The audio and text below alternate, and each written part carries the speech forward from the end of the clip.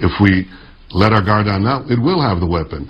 As far as tweets, I would, if I had to choose, I would retweet something that relates to Iran, and that's the Supreme Leader Ayatollah Khamenei's recent tweet in which he cites 9 ways and reasons that Israel should be destroyed. That gives you a much better perspective on this regime, and even in these times of sometimes heated disagreement, I think it's useful to remember who your ally is and who your enemy is.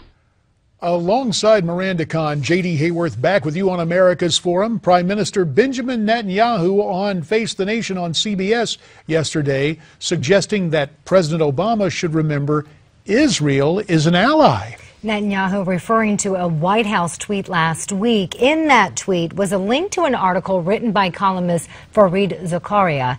In it, he focuses on Netanyahu's past predictions on Iran and why he believes Netanyahu has been wrong for 25 years. Time now for an intelligence briefing. Staying with us from Newsmax LA, our good friend Larry Elder, and joining us via telephone, General Michael Hayden, former director of the NSA and the CIA. And Mike, we appreciate your time. And let's begin with President Obama reaching out to assure critics that the U.S. will not make a bad deal with Iran. Are you confident that there won't be a bad deal, Mike? No, I'm not, J.D., and I don't want to be reflexively negative, but I do think we need to look at the deal in its entirety and frankly, push the president's view on the deal aside, push Secretary Kerry's view on the deal aside.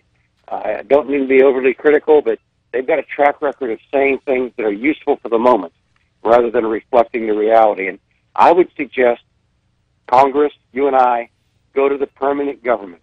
Go to those career people in the Department of Energy at the labs, Sandia, Livermore, who know nuclear stuff.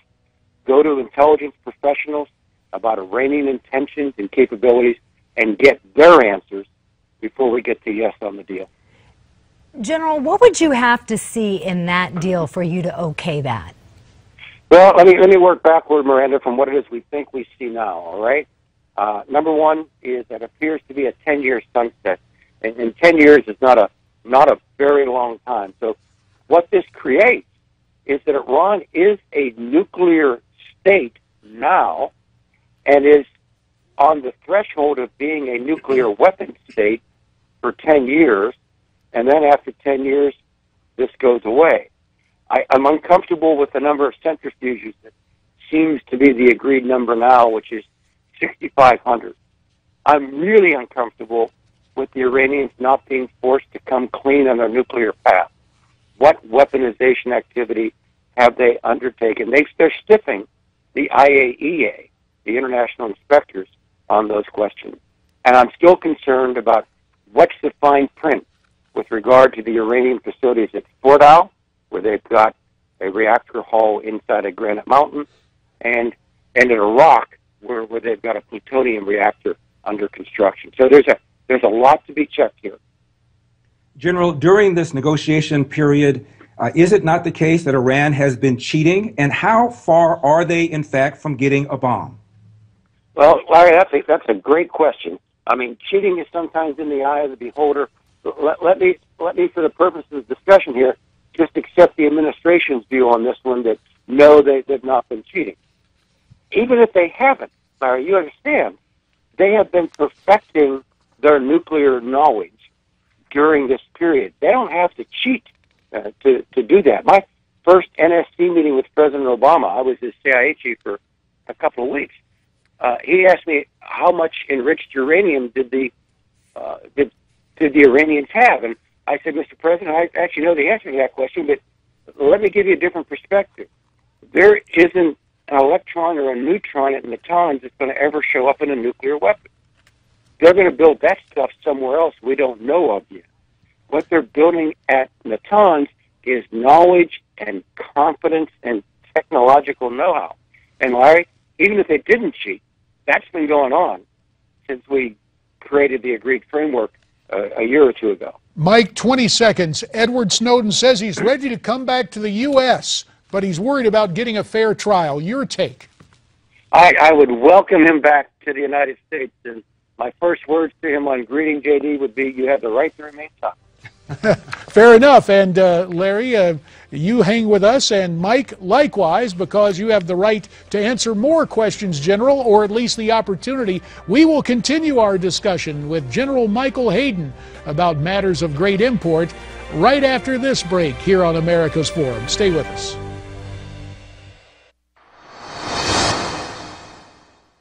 Well, ISIS is becoming a franchise, and Boko Haram just joined the franchise. Just like the people in Libya who were beheading all those Egyptian Christians have joined the franchise. Just like some of the people in Yemen and some people in Afghanistan are joining the franchise. It's happening all over the world of radical Islam. Christopher Dickey, foreign editor of the Daily Beast on CNN, addressing the spread of ISIS across the globe. This as Boko Haram, the Nigerian Islamist terror group, has produced a video in which their leader allegedly pledges his allegiance to ISIS. With that in mind, let's continue our conversation now with our good friend Larry Elder, checking in from Newsmax LA, and via telephone, General Michael Hayden, the former director of both the CIA and the NSA. General, what do you take of this new display of unity and allegiance to ISIS? Yeah, great question, JD. Not unexpected, not good, but probably not earth-shattering in itself. I mean, it is incrementally making things worse. Obviously, Boko Haram wants the brand. It's, you know, you can either be Joe's Hamburger stand on the corner or McDonald's, and McDonald's sells better. And so Boko Haram will get a burst of energy when, and they haven't done it yet, when ISIS says, yes, you can be part of the team. General, I once heard you say something to the effect of, the existential truth is this: when America feels unsafe, they want the CIA to make them safe. When America feels safe, they feel equally empowered to criticize the CIA and the intelligence services for going too far. How frustrating is that? Oh, that's great question again, Larry. It's very frustrating. It kind of comes with the turf. You kind of know that going in, but when it happens dramatically, when the pendulum swings far one way and then comes way back far the other, it really does eat at the morale of the people at the agency. But you know what? They button their chin strap and they go back in the game. And they go out there and do what they're supposed to do, which is defend the United States. Gentlemen, about 2.5 minutes remain. We see from Newsmax World, our parent website, newsmax.com, the headline about Boko Haram pledging allegiance to the Islamic State. Gentleman, Pat Buchanan was on this program last week. He talked about the horrors of the 20th century and just how they compare with the modern-day threat of ISIS. Let's listen. To think that ISIS, these psychos, this death cult, is some kind of threat to the United States of America, the greatest country on earth, comparable to those, is preposterous. We're frightening ourselves to death with our own propaganda. General, your take on what Pat Buchanan had to say.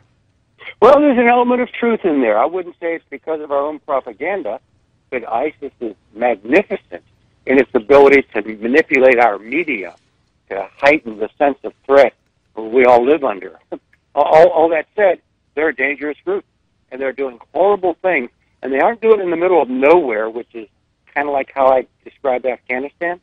They're doing it in the middle of the Middle East, at the crossroads of civilization.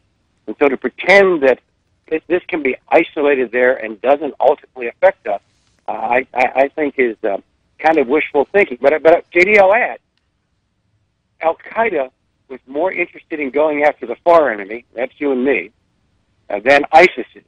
ISIS is interested in going after the near enemy now and establishing their caliphate where they're located. But it doesn't mean they're not a danger. General, 30 seconds for your answer. This is an era where our terrorists are looking for chemical, biological weapons, and of course nuclear weapons. And let's remember, Pakistan, a very unstable country, is a nuclear power. Yeah, we always worried about that. One thing, and I hope we weren't whistling past the graveyard here, almost literally. One thing we always assessed for the president was the Pakistanis really did have a tight system of control over their nuclear materials. We were far more worried about Al-Qaeda-like groups getting their hands on chemical weapons which are easier to handle and easier to acquire. Mike, 15 seconds. The CIA with the reorganization, John Brennan saying he wants to emphasize computer, in the computer situation, 10 seconds. Is that the right thing to do? Absolutely. Everything John diagnosed rings true to me with the organization, the computer, the centers, and so on. The trick is making it happen while you're operating 100% fighting a war.